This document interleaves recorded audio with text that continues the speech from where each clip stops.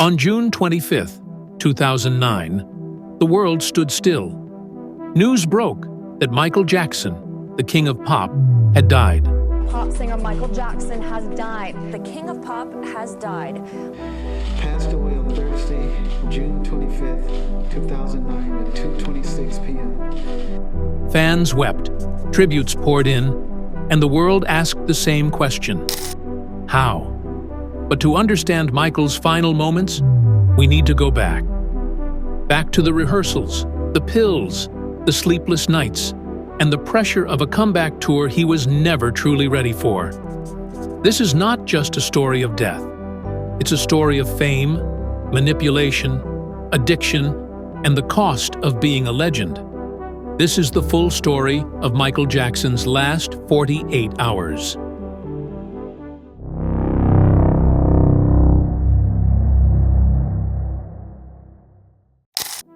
It's June 23, 2009. Michael arrives at the Staples Center in Los Angeles for a full dress rehearsal of his upcoming This Is It tour. This comeback tour had become a massive burden.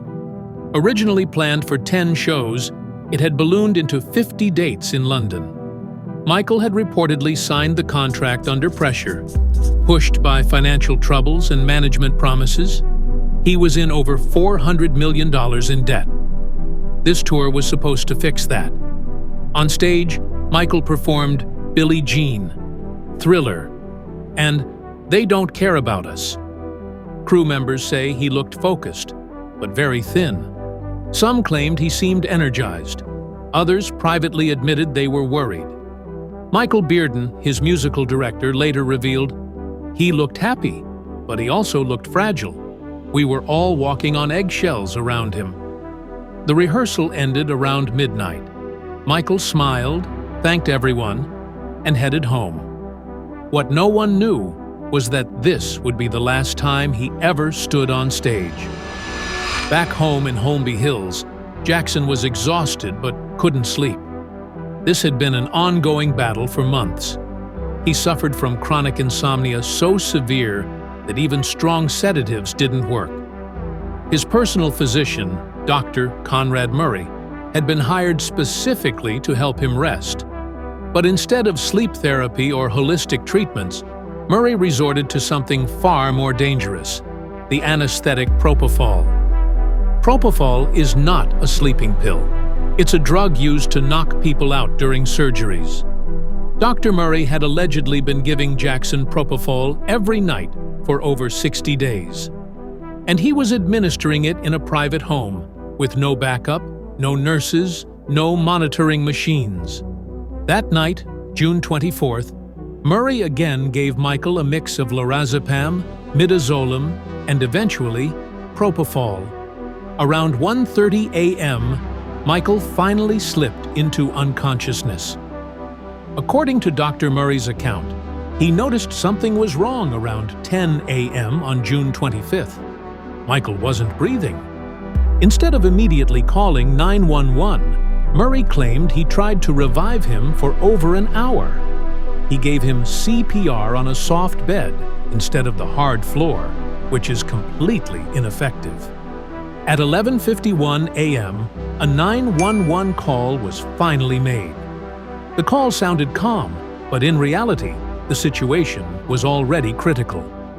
Paramedics arrived minutes later. They described Michael as unresponsive, not breathing, and clinically dead.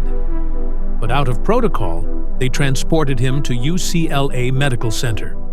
At 2:26 p.m., the news broke. Michael Jackson was dead. The autopsy report shocked the world. The official cause of death? Acute propofol intoxication combined with the effects of benzodiazepines. Simply put, Michael had been given a cocktail of drugs that no human body could handle, especially not his. He weighed just 136 pounds at 5 feet 9 inches. His body was emaciated. Multiple puncture wounds were found on his arms, indicating repeated injections. There were signs of chronic lung inflammation, dehydration, and even early-stage arthritis. The toxicology report revealed lethal levels of propofol in his bloodstream. There was no way he could have survived that dose. The fallout was immediate. Fans demanded justice. Michael's family blamed Dr. Murray. In 2011, Murray was charged with involuntary manslaughter. The trial revealed shocking facts. Murray didn't keep medical records. He left Michael unattended after giving propofol. He was on the phone when Michael stopped breathing. Murray's defense? That Michael may have self-injected the fatal dose. The jury didn't buy it. He was convicted and sentenced to 4 years in prison, but served only 2 years due to prison overcrowding. To this day, he remains one of the most hated figures in pop culture. Even after the trial, not everyone was convinced that Dr. Murray acted alone.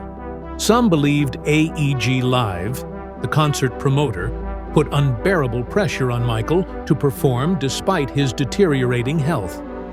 Others speculated that Sony Music and business managers wanted control of his vast music catalog, including rights to the Beatles' songs. Some fans go further, believing Michael was murdered to silence him or profit from his legacy. There is no evidence supporting these theories, but the questions remain.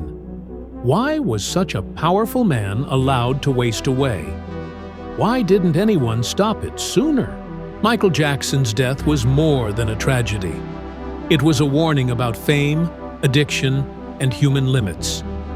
In his final hours, the most famous man in the world was alone, heavily drugged and desperately trying to sleep. No fans, no music, no applause, just silence. And a doctor who wasn't ready for the responsibility he was given. Michael Jackson gave the world decades of brilliance, but his ending was painfully human. If you want to hear more untold stories of music legends, murder mysteries, and the dark side of fame, hit that subscribe button.